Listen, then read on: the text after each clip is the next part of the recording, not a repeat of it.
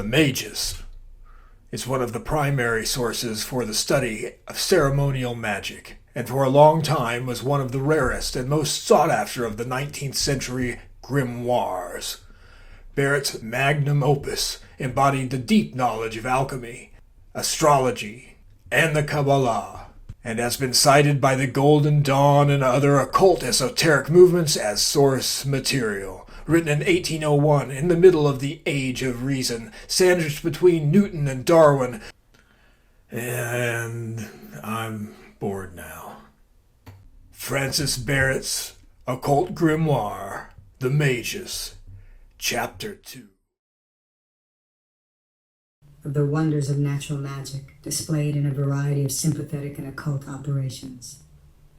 Throughout the families of animals, plants, metals, and stones, treated of miscellaneously, the wonders of animal magic. We mean fully to display under the title of magnetism, but here we hasten to investigate by what means, instruments, and effects we must apply actives to passives, to the producing of rare and uncommon effects, whether by actions, amulets, allegations, and suspensions, or rings, papers, unctions, suffumigations, allurements, sorceries, enchantments, images, lights, sounds, or the like. Therefore, to begin with things more simple, if anyone shall with an entire new knife cut asunder a lemon using words expressive of hatred, contumely, or dislike against any individual, the absent party, though at an unlimited distance, feels a certain inexpressible and cutting anguish of the heart, together with a cold chilliness and failure throughout the body. Likewise of living animals, if a live pigeon be cut through the heart, it causes the heart of the party intended to effect with a sudden failure. Likewise, fear is induced by suspending the magical image of a man by a single thread. Also, death and destruction by means similar to these, and all these from a fatal and magical sympathy. Likewise of the virtues of simple animals, as well as manual operations, of which we shall speak more anon. The application of hare's fat pulls out a thorn. Likewise, anyone may cure the toothache with the stone that is in the head of the toad. Also, if anyone shall catch a living frog before sunrise, and he or she spits in the mouth of the frog, will be cured of an asthmatic consumption. Likewise, the right or left eye of the same animal cures blindness, and the fat of a viper cures a bite of the same. Black hellebore easeth the headache, being applied to the head, or the powder snuffed lip the nose in a moderate quantity.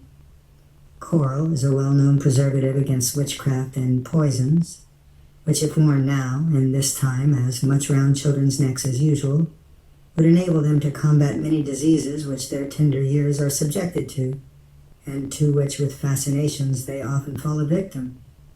I know how to compose coral amulets, or talismans, which, if suspended even by a thread, shall, God assisting, prevent all harms and accidents of violence from fire, or water, or witchcraft, and help them to withstand all their diseases.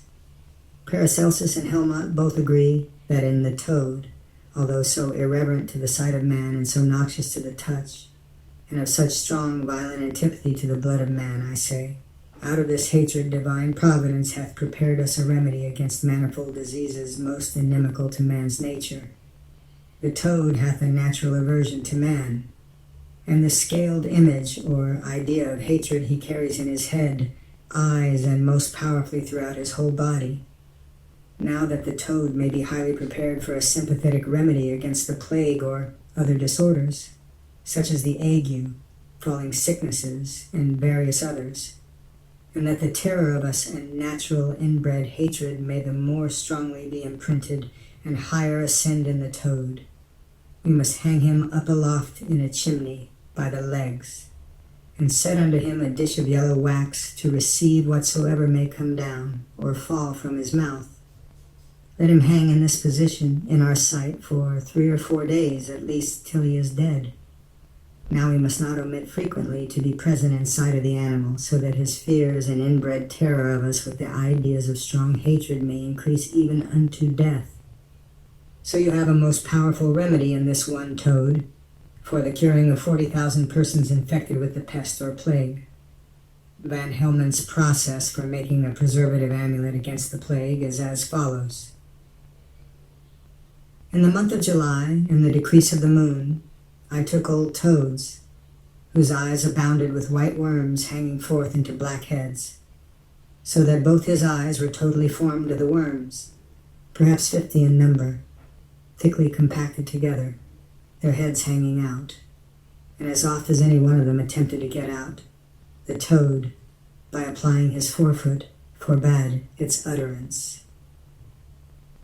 These toads being hung up and made to vomit in the manner before mentioned, I reduced the insects and other matters ejected from the toad, with the waxen dish being added thereto, and the dried carcass of the toad being reduced into powder.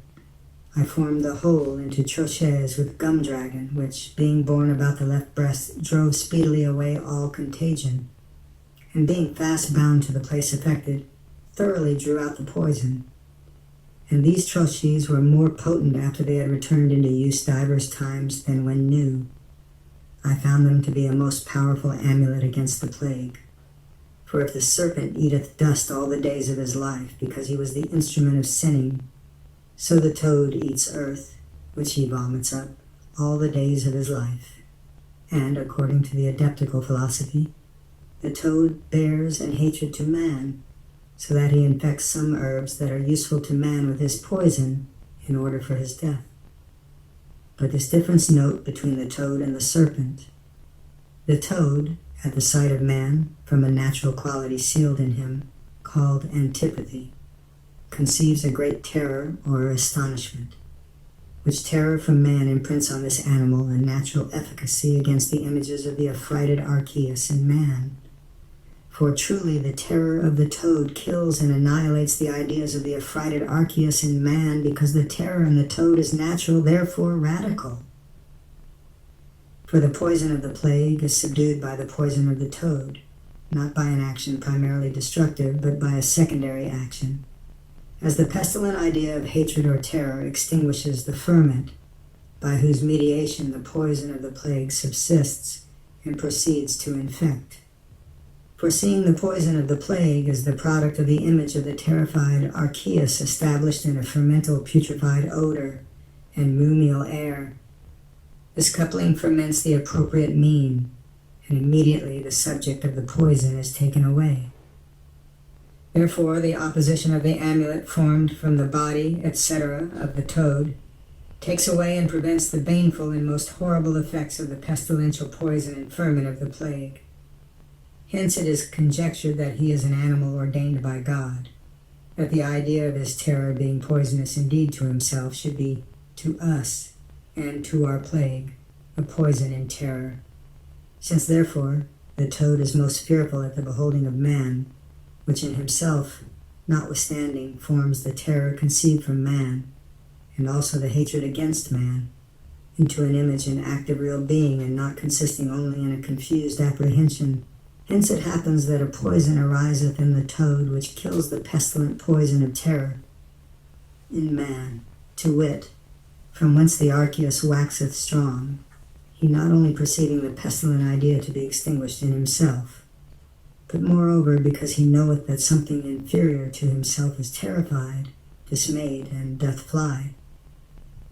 Again, so great is the fear of the toad, that if he is placed directly before thee, and thou dost behold with an intentive furious look, so that he cannot avoid thee, for a quarter of an hour he dies, being fascinated with terror and astonishment.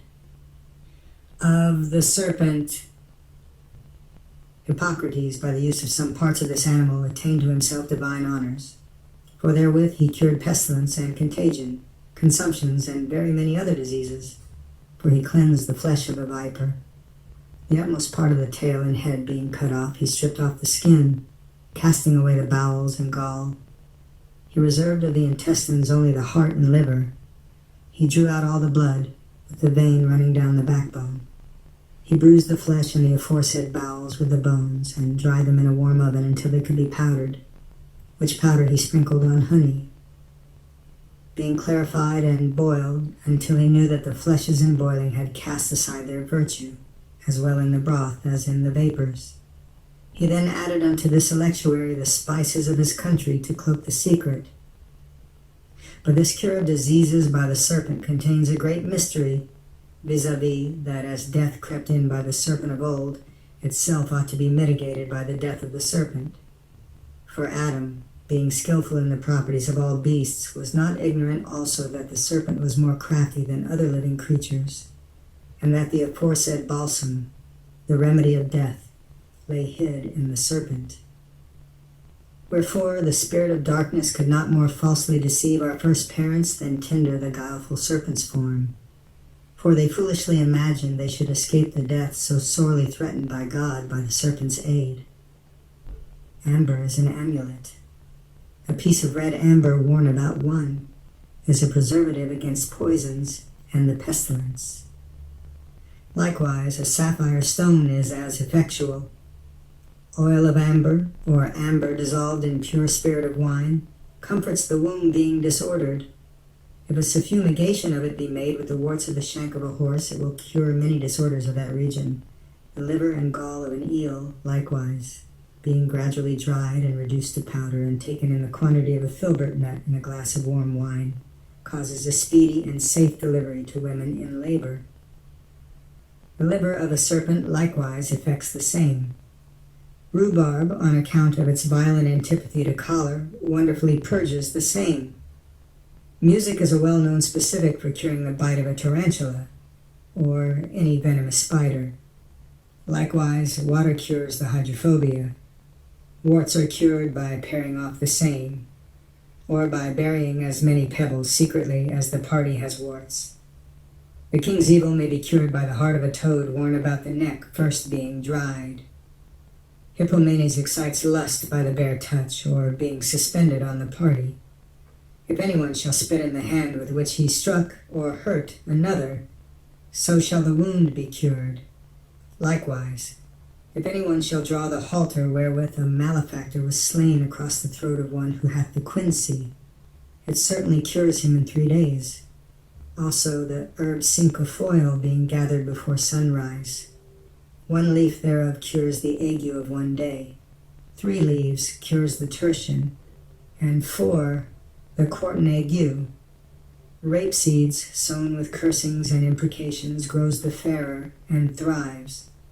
But if with praises, the reverse. The juice of deadly nightshade, distilled and given in a proportionate quantity, makes the party imagine almost whatever you choose. The herb nip, being heated in the hand, and afterwards you hold in your hand the hand of any other party, they shall never quit you, so long as you retain that herb.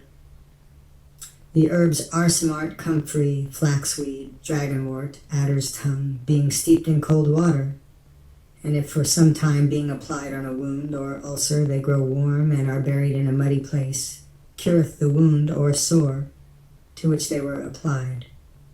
Again, if anyone pluck the leaves of Asarabaka, drawing them upwards, they will purge another, who is ignorant of the drawing, by vomit only. But if they are rested downward to the earth, they purge by stool. A sapphire, or a stone that is of a deep blue color, if it be rubbed on a tumor wherein the plague discovers itself, before the party is too far gone, and by it be removed from the sick, the absent jewel attracts all the poison or contagion therefrom. And thus much is sufficient to be said concerning natural occult virtues, whereof we speak in a mixed and miscellaneous manner, coming to more distinct heads anon.